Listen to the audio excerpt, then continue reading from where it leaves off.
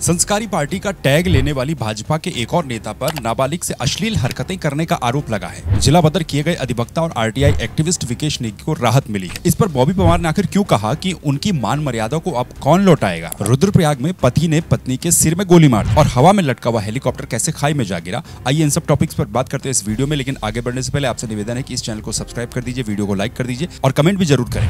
Kolkata case के बाद देश भर में फिर से महिला सुरक्षा पर बहस छिड़ी है। इसी बीच उत्तराखंड में इसके बाद दो बड़े केस फिर से सामने आते हैं। एक है उधम सिंह नगर का नर्स की रेप और हत्या का मामला और दूसरा देहरादून आईएसबीटी में किशोरी से गैंगरेप का मामला।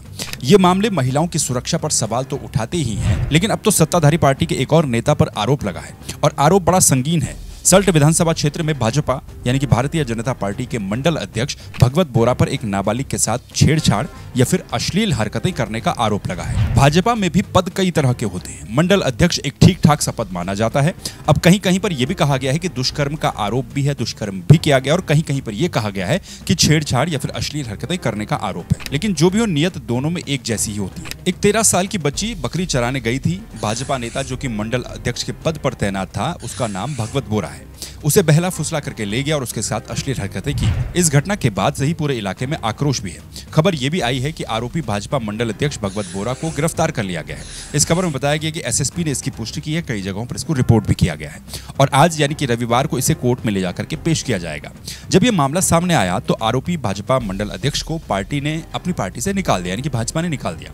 भाजपा वालों का कहना है कि आरोप बेहद गंभीर है, इसीलिए जब तक ये फैसला नहीं आ जाता, आरोप सिद्ध नहीं हो जाते, तो फिर आरोपी मंडल अध्यक्ष को तब तक उसके पद से निष्कासित किया जाएगा। अब ये खबर भी देखिए, सल्ट के बाद लालकुआं क्षेत्र में भी एक भाजपा नेता पर शारीरिक शोषण का आरोप लगा है। हालांकि इसमें अभी मामला दर्ज नहीं हुआ है, अभी महिला ने सिर्फ आरोप लगाए हैं। महिला के बयानों को यहां पर दर्ज किया गया है और अगर इस मामले में कहीं कोई सत्यता पाई जाती है तो फिर इसमें मुकदमा भी दर्ज किया जाएगा, जांच की जाएगी।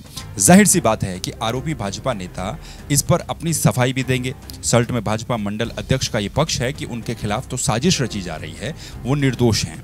अब विपक्ष इस मामले पर सरकार को घेरने की कोशिश करेगा, जो वो कर ही रहा है। कांग्रेस के प्रदेश अध्यक्ष करण महारा ने कहा है कि भाजपा ने अपने नेताओं को महिला अपराध का लाइसेंस दे दिया है, खुला लाइसेंस। खैर, जब भी कोई महिलाओं से या फिर बेटियों से जुड़ा हुआ मामला होता है तो हम उसकी तुलना, उसका कंपैरिजन अंकिता भंडारी केस से करते हैं। अंकिता भंडारी केस में भी हालांकि जो आरोपी पुलकित आर्य था वो भी बीजेपी नेता विनोद आर्य का ही बेटा था। यहां भी आरोप लगने के बाद बीजेपी ने अपना पल्ला झाड़ते हुए विनोद आर्य को पार्टी से निष्कासित कर दिया था। लेकिन इस तरह के मामले बहुत संगीन हैं, चाहे वो भाजपा वाला हो या फिर कांग्रेस वाला हो। यहाँ पर पार्टी की बात नहीं है, राजनीतिक दलों से जुड़े हुए नेताओं पर यदि इस तरह के आरोप लगते हैं तो सवाल कई उठते हैं। जनता का भरोसा वैसे ही उठ जाता है कानून व्यवस्था से। यहाँ राजनीतिक दलों को और उनके नेताओं को पहले तो मिसाल बनानी चाहिए थी, नहीं तो कम से कम समाज को जागरूक करने का काम करना चाहिए था। लेकिन वो खुद ही ऐसे मामलों में फंस रहे हैं या फिर सामने आ रहे हैं, जो कि बेहद दुर्भाग्यपूर्ण है, खासतौर पर उस पार्टी के लिए जो अपने संस्कारों की बात हर बार करती हो। आपको अधिवक्ता विकेश नेगी का नाम याद है? शायद हो सकता है कि बहुत लोगों को ना याद हो, लेकिन एक वीडियो आपको दिखाता हूँ। ये वीडियो तो आपको याद ही होगा। धूमधाम से ढोल नगाड़ों के साथ जिस व्यक्ति को जिला बदर या फिर जिले की सीमा से बाहर किया जा रहा था, यानी कि जिला बदर किया जा रहा था, उस व्यक्ति का नाम विकेश नेगी था। इन्हें जिला बदर कर दिया गया था। ये एक आरटीआई एक्टिविस्ट हैं, एक अधिवक्ता भी हैं, कई खुलासे भी कर चुके हैं, जिस पर हम डिटेल से एक वीडियो तब बना चुके हैं जब इन्हें जिला बदर किया गया था। उस वीडियो को अगर आपको देखना है तो आई बटन पर या फिर डिस्क्रिप्शन में उसका लिंक आपको मिल जाएगा, वो वीडियो आप देख सकते हैं। उसमें डिटेल्स हमने इस पर बात की है। लेकिन अब विकेश नेगी का नाम क्यों लिया जा रहा है? जिस अधिवक्ता और आरटीआई एक्टिविस्ट विकेश नेगी को जिला बदर कर दिया गया था, 6 महीने के लिए इन्हें जिला बदर किया गया था, उनका जिला बदर का आदेश अब निरस्त कर दिया गया है। जिला मजिस्ट्रेट देहरादून ने 23 जुलाई को उन्हें जिला बदर करने का आदेश दिया था, जिसके बाद ये वीडियो सोशल मीडिया पर खूब चला, खूब छाया, खूब चर्चा हुई इस पे।